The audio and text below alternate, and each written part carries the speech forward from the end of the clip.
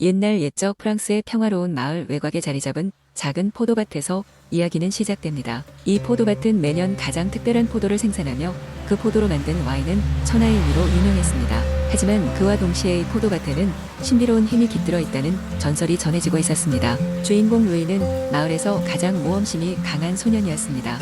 어느 날 루이는 할아버지로부터 전설적인 이야기를 듣고 호기심이 발동했습니다. 이야기 속에서 그 포도밭에는 1년에 단 하루 가장 밝은 달빛이 포도밭을 비출 때 마법의 문이 열린다는 것입니다. 그 문 안에는 오직 선택받은 자만이 찾을 수 있는 비밀이 숨겨져 있다고 했습니다.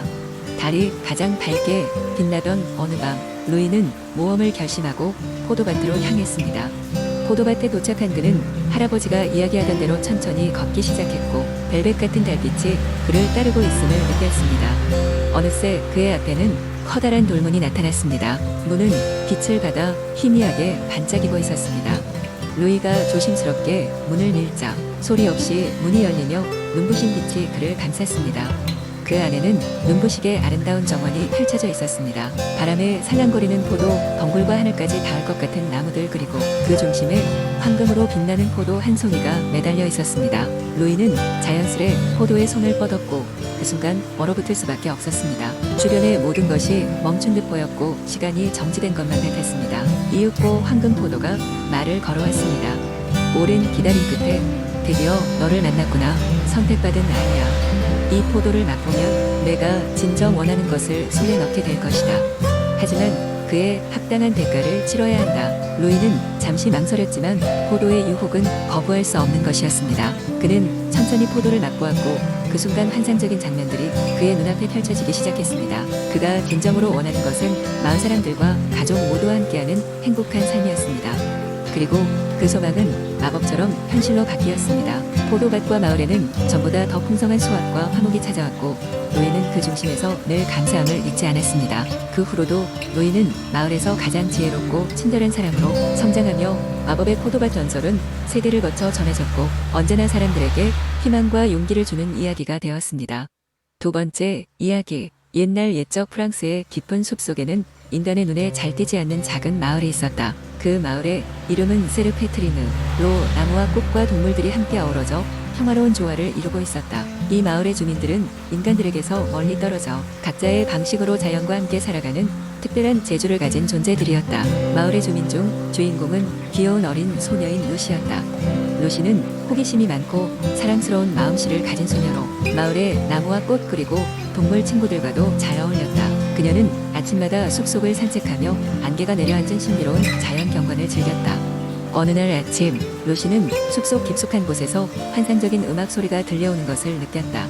그녀는 그 소리를 따라가 보려고 했지만 음악이 점점 더 깊은 숲속으로 사라져 가서 쉽게 찾아낼 수 없었다.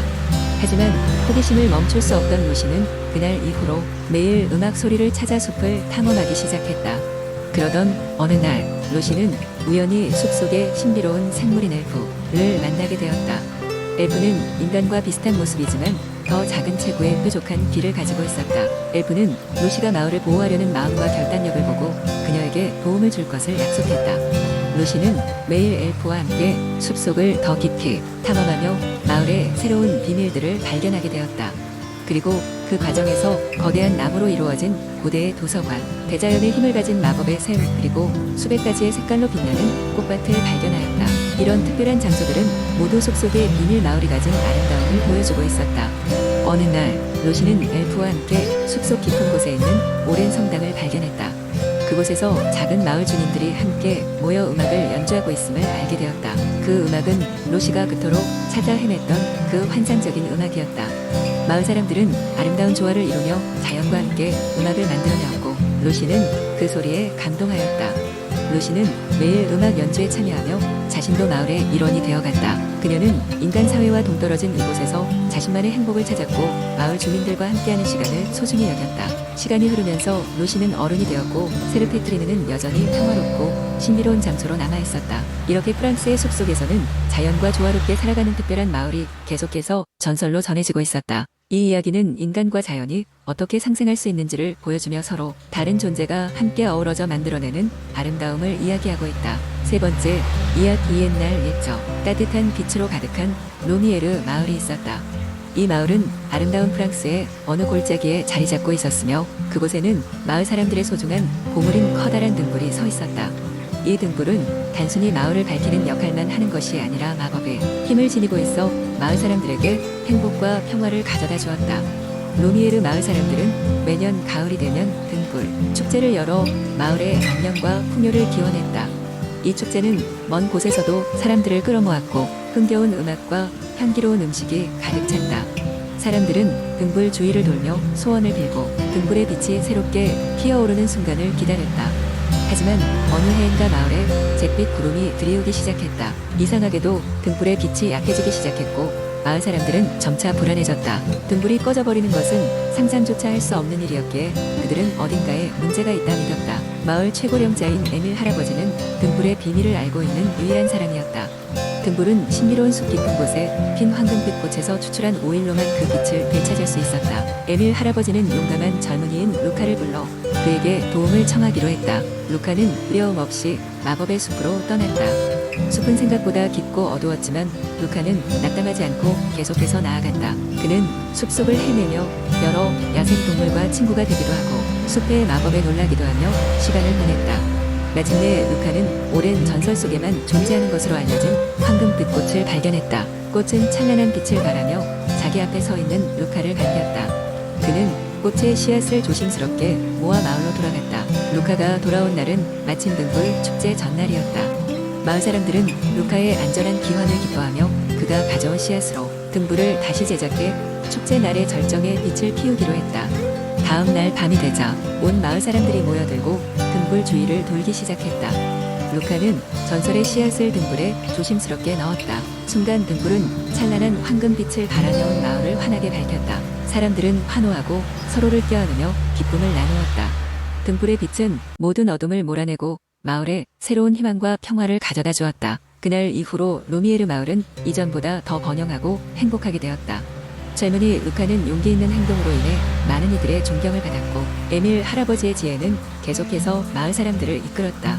그리고 이 이야기는 루미에르 마을 사람들의 가슴 속에 오래오래 남아 그들이 서로 어우러져 빛나는 작은 등불처럼 아낌없이 사랑하고 신뢰하며 살아가게 만드는 원동력이 되었다. 네 번째, 이야기 옛날 옛적 프랑스의 푸른 언덕과 넓은 포도밭이 펼쳐진 마을 아르무안드에는 자비에르라는 어린 소년이 살고 있었습니다. 자비에르는 마을에서 가장 성실하고 정직한 소년으로 알려져 있었습니다.